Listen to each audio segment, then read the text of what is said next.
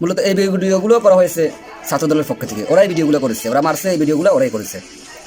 এই হাসিনার আমলে আমরা দেখতাম ছাত্রলীগের পোলাপান্ডা এসব রাজনীতি করতো, মেরে ভিডিও করতো, আমরা অমুক লোককে মেরেছি, বিএনপির অমুক এটা করেছি সেটা করেছি, এটা তাদের এমপি মন্ত্রীদের দেখানো হতো। তাহলে বড় বড় পদের আশা করতো তারা এভাবে করে। এখন দেখতেছি আমরা ছাত্রদলের পোলাপান্ডা এগুলো করে নিজেদেরকে হিরো বানাচ্ছে আর দেখাচ্ছে এমপি মন্ত্রীদের আমরা পারি একটা পদের জন্য। আসলে এই রাজনীতি কোথায় গিয়ে থামবে? আমরা হবিগঞ্জে দেখলাম বালুর টাকের রাজনীতি চলতেছে, যেটা হাসিনার আমলে করা হয়েছে। এই বালুর টাকের রাজনীতি বেগম খালেদা জিয়ার ঘরের সামনে বালুর টাক রেখে হাসিনা এই রাজনীতিটা করেছে। এখন এনসিপি জুলাই যোদ্ধাদের দেখতে গিয়েছিলেন এই হবিগঞ্জে, সেটা কেন্দ্র করে তাদেরকে খুব আহত করা হয়েছে। সার্জিস পাটোয়ারি আরও অন্যান্য স্থানীয় নেতৃবৃন্দর উপর এই হামলা চালিয়েছে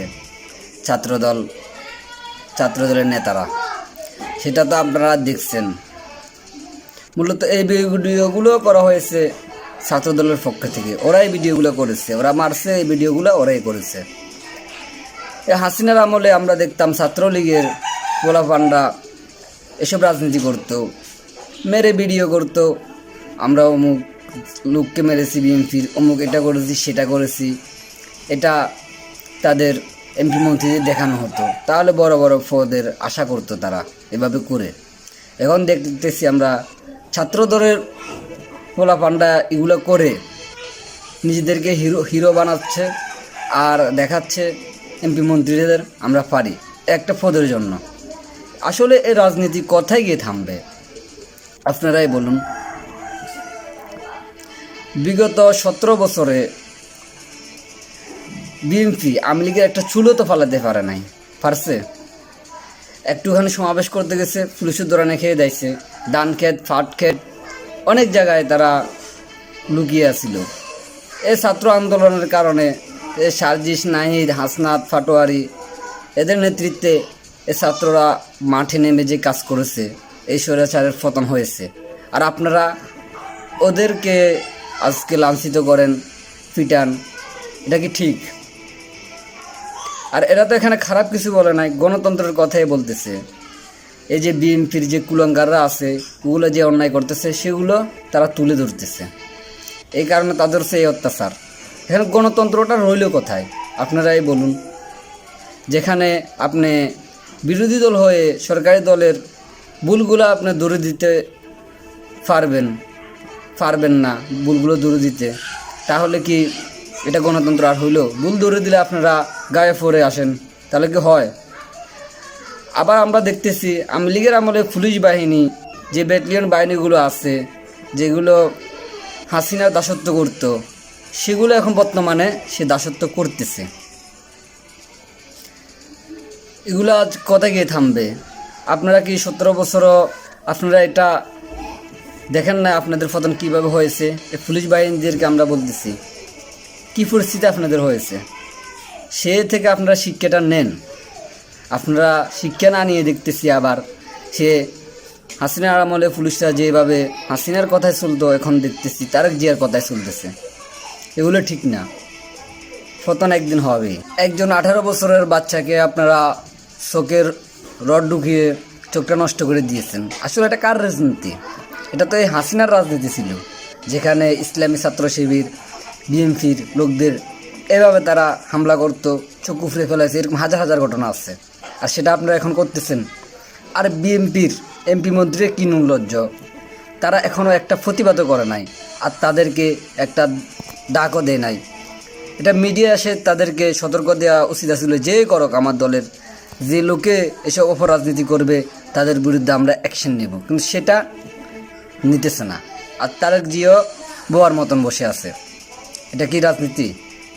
হ্যাঁ, ওই ছেলেটার যে একটা চোখ গেছে গা, এই চোখটি আর ফিরে পাবে? এটা আসলে উচিত নয়।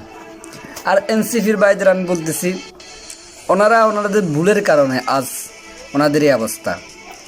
তখন 1 বছর আগে সাংবাদিক ইলিয়াসে এই কথাটা বলেছিল, এনসিপি আরও দফায় দফায় মারি খাবে, দেখবেন ওনাদের ভুলের কারণে। বাংলাদেশে এখনও অনেক সৎ আলেম, অনেক অফিসার জেলবন্দি, এখনও তারা কষ্ট করতেছেন। তাদের ব্যাপারে আপনারা সহানুভূতি দেখান নাই। এটা দেখানো ছিল, তাদেরকে ছাড়াই আনা ছিল, তাহলে তাদের সাপোর্টটা আপনারা পেতেন। এই যে বিডিআর হত্যাকাণ্ডটা যেটা চালিয়েছিল হাসিনা, এই বিডিআর এখন 80 লক্ষ পরিবার কষ্ট করতেছে। সে ভিডিও সাংবাদিক ইলিয়াস ভাই তুলে ধরল। আপনারা এটা দেখেন নাই মনে হয়। আপনাদেরকে বারবার বলাও হয়েছিল, সাংবাদিক ইলিয়াসের ফোনে আপনাদের সাথে কথাও বলছে, আমরা এই ভিডিও পাইছি। বলা হলো তাদের পাশে গিয়ে দাঁড়ান, আপনারা দাঁড়ান নাই। আজকে আপনাদের করুণ পরিণতি এই কারণে।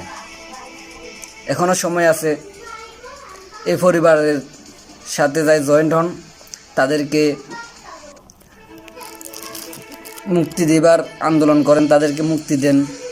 দেখবেন এরাই আপনাদের কল্যাণকরী হিসাবে থাকবে। আর না হলে আপনারা আরও দফা দফা মার খাবেন। সে বড় মাফিয়া নিজেকে মনে করে না। এই জিকে গাউস বিএনপির আওয়ামী লীগের আমলে আপনার মাফিয়াগিরি কথাই ছিল। ভুলে যায় না, ক্ষমতা চিরকাল থাকে না। আমরা বলতে চাই, মনে করেন আমরা সাধারণ মানুষ, আমরা একটা কথাই বলতে চাই, এই যে মনে করেন আওয়ামী লীগের থেকে শিক্ষা নিতে হবে। আওয়ামী লীগের মাফিয়া ছিল অনেক অনেক।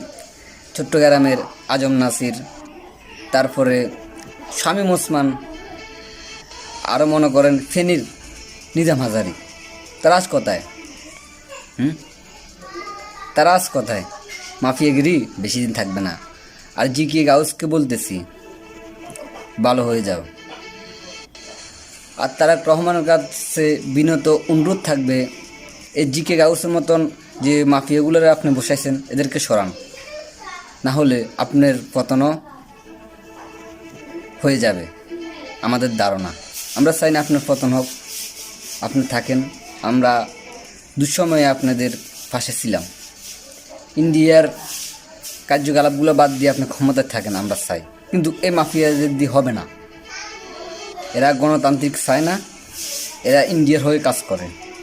আর এরা আওয়ামী লীগে যেভাবে রাজনীতি করে চলেছে সেভাবে তারা পর্যবেক্ষণ করেছে, সেভাবে তারা চায় দেশ চালাতে। তাহলে প্রফিট হবে, টাকা পয়সা থাকবে।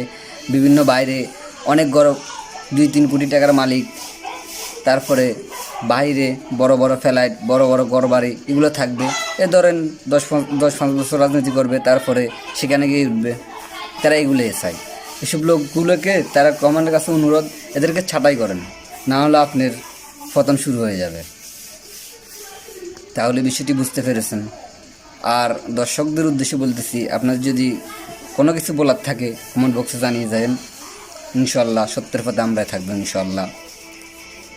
যতদিন প্রাণ আছে দেহে সত্য কথাই বলে যাব ইনশাল্লাহ। আসসালামু আলাইকুম। ভিডিও শেষ করলাম।